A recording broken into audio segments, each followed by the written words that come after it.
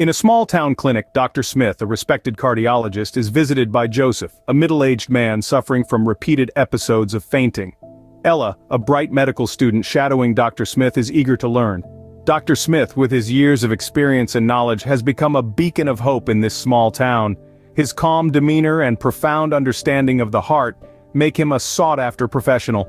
Then there's Ella, the curious medical student. Her thirst for knowledge and dedication to the field make her an eager observer, always ready to learn from every case.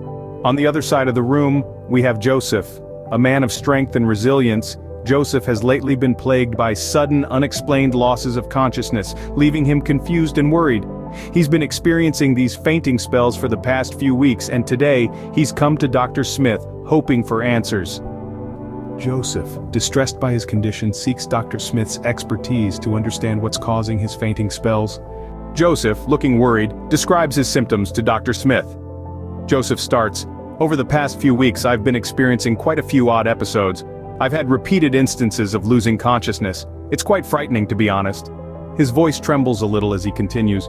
"One moment I'm perfectly fine, going about my day, and the next, everything goes black. It's like someone is flipping a switch and I'm out." He pauses, collecting his thoughts, then adds, "The most unsettling part is there's no warning, no dizziness, no feeling of weakness. It just happens out of the blue. Imagine one minute you're enjoying a cup of coffee and the next, you're waking up on the floor, disoriented, not knowing what hit you." Ella, the medical student, listens attentively, scribbling down notes as Joseph describes his symptoms. She's learning in real time. This is not just a theoretical case study from a textbook, but a real person with real symptoms. It's a stark reminder that medicine is not just about diagnosing and treating diseases, but about understanding and empathizing with the patient's experiences and fears. Joseph continues, "I've also noticed that these episodes seem to occur more frequently when I'm exerting myself or when I'm under stress. But there are times when they happen, even when I'm just sitting, doing nothing." His voice drops to a whisper as he admits, "It's started to affect my life, my work. I've become afraid to go out to do things because I don't know when the next episode will strike." Dr. Smith, having absorbed all of Joseph's descriptions, nods sympathetically. His experienced mind races through the possible causes, from cardiac to respiratory, neurological to metabolic. He knows that each symptom, each detail, could be a crucial piece of the puzzle. Dr. Smith, having heard Joseph's symptoms, ponders the possible causes. Dr. Smith starts to explain the concept of hypovolemia and how it relates to cardiac issues. He begins by describing hypovolemia as a state where there's a significant reduction in the volume of blood in your body. This can happen due to various reasons such as severe dehydration or a significant loss of blood. When blood volume is low, the heart struggles to pump enough blood to the body, leading to various symptoms including loss of consciousness. Now, let's delve into the heart of the matter. No pun intended. Dr. Smith begins to detail the potential cardiac causes of Joseph's symptoms. He mentions that sometimes the structure of the heart itself can be the issue. For instance, a condition like aortic stenosis, where the aortic valve narrows, restricts blood flow from your heart into the aorta and onward to the rest of your body. Dr. Smith continues, explaining that another possible cause could be an acute coronary syndrome. This is a term used to describe situations where blood supply to the heart muscle is suddenly blocked. He highlights that this can result in symptoms like chest pain, shortness of breath, and in severe cases, a heart attack. Moving on, he talks about hypertrophic cardiomyopathy, a condition where the heart muscle becomes abnormally thick, making it harder for the heart to pump blood. It's often inherited, and many people with this condition have few if any symptoms and can lead normal lives. However, in some cases it can lead to serious heart problems. Lastly, he brings up arrhythmias, a condition characterized by irregular heartbeats.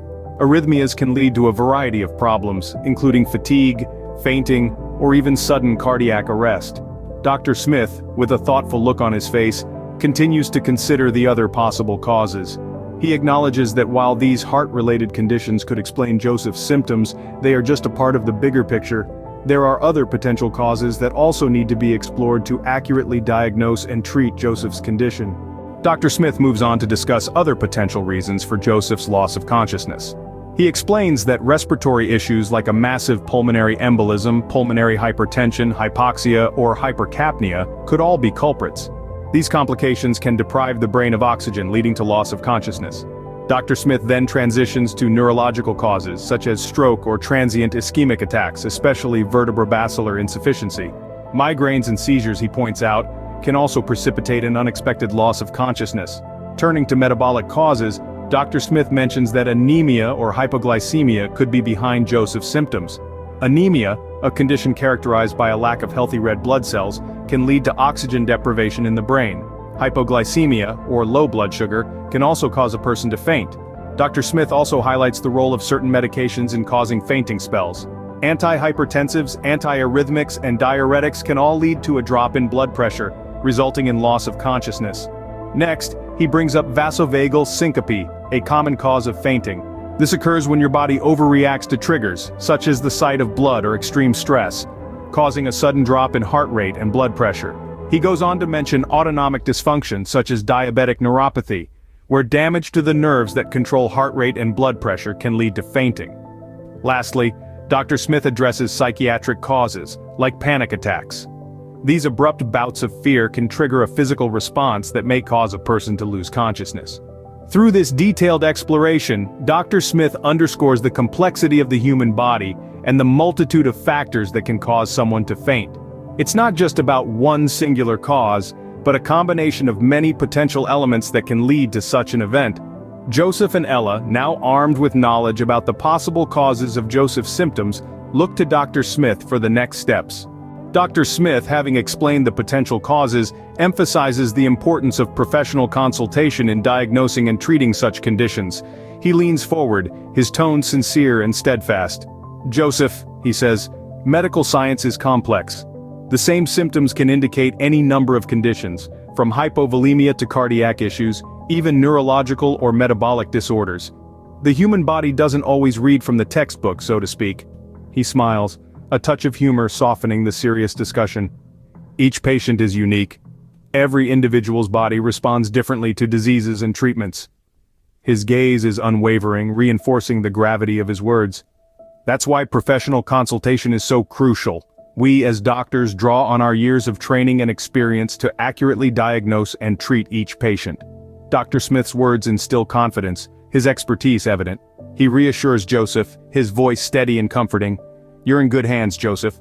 We'll figure this out together." Ella, reflecting on the discussion, summarizes the key points for the audience. Ella takes a moment to gather her thoughts. She acknowledges the complexity of the situation. It's clear that the loss of consciousness can be a symptom of various conditions, ranging from hypovolemia and cardiac causes like structural or obstructive issues, acute coronary syndrome, aortic stenosis, hypertrophic cardiomyopathy, or even cardiac tamponade and arrhythmias. She continues, respiratory issues such as massive pulmonary embolism, pulmonary hypertension, hypoxia, and hypercapnia can also lead to fainting. Neurological conditions like stroke, migraine, and seizures are also possible culprits. Metabolic factors including anemia and hypoglycemia can't be ruled out either. Ella emphasizes the role of medication in such symptoms. Certain drugs, for instance, antihypertensives, antiarrhythmics, and diuretics, can also cause loss of consciousness. Not to forget, conditions like vasovagal syncope and autonomic dysfunction, including diabetic neuropathy, can also lead to similar symptoms. She doesn't leave out the psychological aspect. Psychiatric conditions such as panic attacks are also potential causes. It's a vast field and each patient's case is unique. Ella then underscores the essence of the conversation. The takeaway from today's discussion is the importance of professional consultation. Symptoms like loss of consciousness should never be taken lightly, as they could be an indicator of a severe underlying condition. She adds, while it's beneficial to be informed about the possible causes, self-diagnosis and self-medication can be dangerous. It's crucial to consult a healthcare professional who can correctly diagnose and treat the underlying cause. She smiles, lending a comforting tone to her voice. Remember, each individual is unique, and so is their health condition. A professional provider can guide you best, considering your specific case and overall health. Ella concludes, remember, your health is your wealth. Always consult a professional for any health concerns. Goodbye and stay healthy.